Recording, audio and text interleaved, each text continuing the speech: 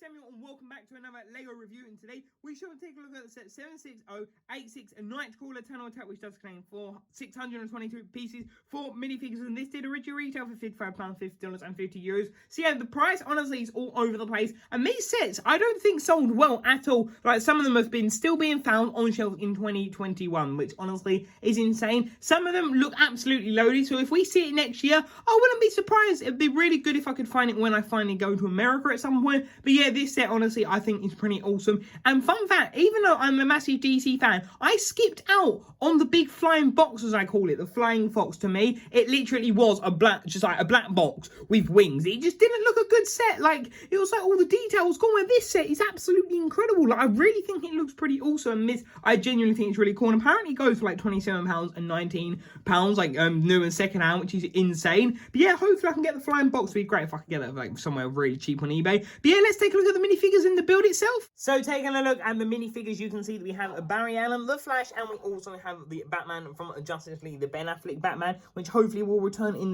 that Flash movie, which hopefully Grant Gustin also appears. But here you can see Batman's printing, which honestly has its all like nice little bullet prints. At least they're not hexes. But yeah, you can see that bat printing, which honestly I think is really nice. And the cape, I've always liked the Batman capes. I've always thought he's been a really well done figure. Though, like, the head, again, the printing is just not good. Like, I don't get why they just haven't figured it out. The application needs to be a lot thicker. They need to definitely put a lot more on him, definitely. But there you can see the front printing, which honestly looks really awesome, right? So yeah, it looks really cool. You can tell what he looks like. I think it's pretty awesome. We can all agree he's a great minifigure, right? Well, if we then move down to the legs, what has happened is exactly the same issue that I had with the Iron Spider from Infinity War. The fact that the lack of dual molding absolutely ruins him. Like, the print is off, like, lined as well, but look, the legs have just got to be back printed. Like, they've got to be dual molded. Like, it really affects his figure. I'm not gonna lie, and I'm not the only one who feels that. I know it's just one of those figures that I don't get why they did it. Like, sometimes, especially in superheroes,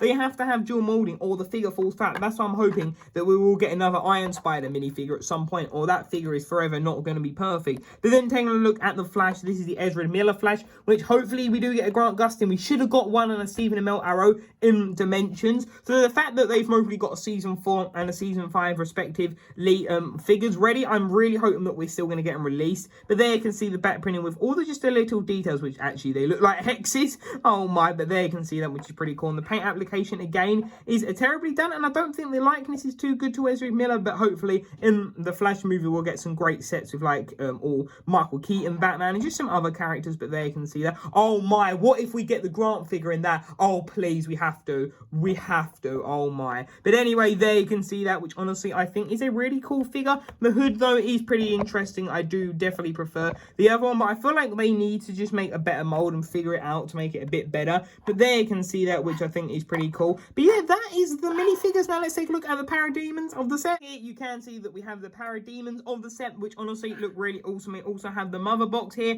which is of course a cube, which honestly I think looks pretty nice. You can tell that we have all the printing there. And yeah, I think that is done really well. I like the printing on the top. I think it is done really well. You can see all the just detailing. It's quite an intricate build, I have to admit. Like, I mean the printing, sorry, not the build. But yeah, I think the mother box looks pretty cool, and hopefully that'll get a better purpose in the next movie. But you can tell what the Parademons look like, which honestly, I think it's quite cool. Just like their printing, I think it's really unique. Though they're sort of like the Outriders in the sense they don't exactly translate to minifigure variation completely well, but still I think they work okay. You can see him there, which honestly is pretty awesome. You can see the face print, which honestly I think is pretty awesome, though it looks a bit reptile-y, which honestly is pretty weird. That's not even a word, is it? Nope. And there you can see the wings, which honestly I think the wings are really awesome. I love it when they do that with the wings. I think it's just such a unique way, and it's like one of the perfect ways to get wings in Lego. They'd have to make a new mold, just some plastic cut out, and there you can see the back of the head, which is pretty interesting, which there you can see him without the printing, which honestly I think his head looks pretty awesome. And there you can see the back printing,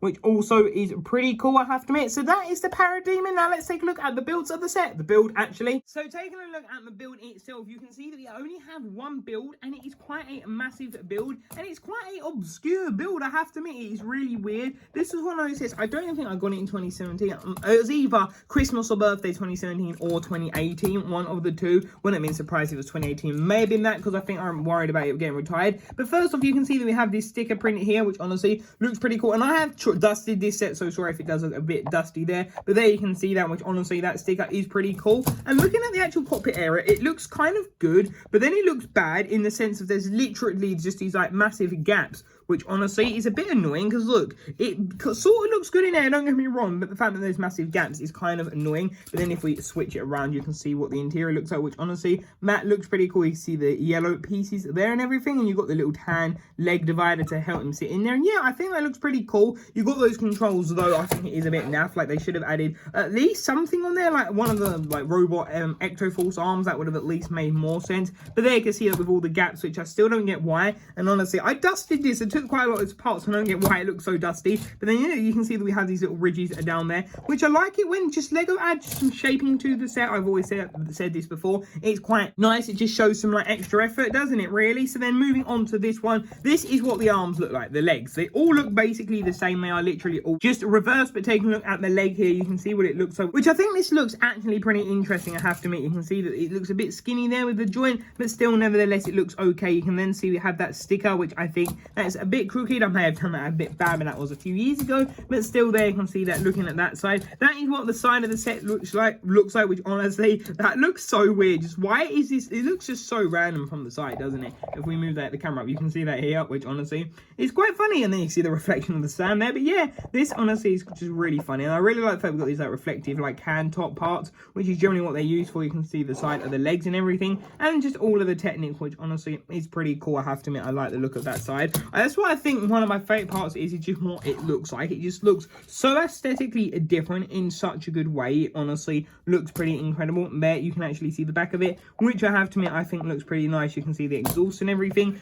which is really cool. I have to admit, I like that. You've got these like batarang hooks, and you got that to like, I don't know, attach something. Maybe that's for the grapple gun. Yeah, that's mostly for the grapple gun, and that's most probably for the thing, because you can stick the pin in there. So that is mostly what it is for, but of course it makes really no sense. But there you can see that we have that part and that part. So yeah, that looks pretty cool. We have the stud shooters on the back, like rotating ones, which is pretty cool. And yeah, that should be pressed down. I had to take that off to dust it. But yeah, there you can see that side, which the inside of these legs looks basically the same. Like, I think it's really well done, and I like how consistent, and the colors aren't too off. Like, the pins would have been nicer to get some black pins, but hey, would have blended in. Maybe some yellow could have worked better because it's one of Batman's sort of primary colors or something like that. But there you can see that again, which honestly, I really like the look of this side. I think it is done really well. And that is the front of it. Again, there's not really much to show on the actual build. It's just quite a, like, I guess a bland build in the sense that there's not much to it. But then, nevertheless, I think it's just a really creative build, though. That is one thing I really like about it. But then there is a feature. So you can see that we have the set here in this frame. So what you do, you can simply move the legs out like this, and you do every single one of them, and yeah, it turns into a literal Knightcrawler thing. I don't know what this is meant to be, but honestly, it looks really weird than what you can do with Batman. Let's quickly slide him in there, though. It would have been really cool to get Cyborg, because that Cyborg figure looks incredible. Would have been cool to get a normal arm version of him as well. So then that would have made sense, as he did sort of do quite a lot of driving on this. But there you can see that we have Batman in there, and yeah, that is the idea. He is meant to be able to sort of do some sliding, because there is some reverse tiles on the bottom, which helps it run smoother, though they will get a bit scratched eventually, though they're transparent, so it'll be a lot easier to hide it. So yeah, that is what it sort of looks like when it's out. It looks so weird. I think the idea is that he sort of can go up, because if you remember in the actual movie, he sort of started like climbing the walls on it, so I guess you can do that, which honestly, that looks actually really, like, what on earth is going on here? But yeah, that is the Ninja, like, Knightcrawler panel thing. Why did I say Ninja? Because that is a Ninjago set, my bad. But yeah, there you can see the set, which honestly, I think this is a pretty cool set. Like, genuinely, I think it's a really nice set. Like, I think it is a really well done set, I have to admit. And I don't get, this is one of the sets I don't get why I did bad. Or the Atlantis set, I thought that was a fantastic little £18 set. And then I also thought this was a great, well, not £55. This should have been a £45 set, in my opinion. But yeah, nevertheless, I thought this was still a good set. So the fact it did that bad, I really don't understand. So yeah, now let's take a look at my final overall thoughts on this set. So there we have it. I hope you did enjoy this review, and overall, I think this is a really awesome set. Genuinely, I think it's really good. I don't understand why it didn't do well. I think it's due to the movie. If the movie does bad, why are you going to then want to spend more products on that? Like, if they did Snyder Cut sets, I think it'd be a lot better. But yeah, this set, though, I honestly think is a really awesome set. So yeah, I hope you did enjoy this review. Remember to leave a like, comment, and subscribe. Share your thoughts on this set in the comment section down below. And until the next video, see you there. Bye for now.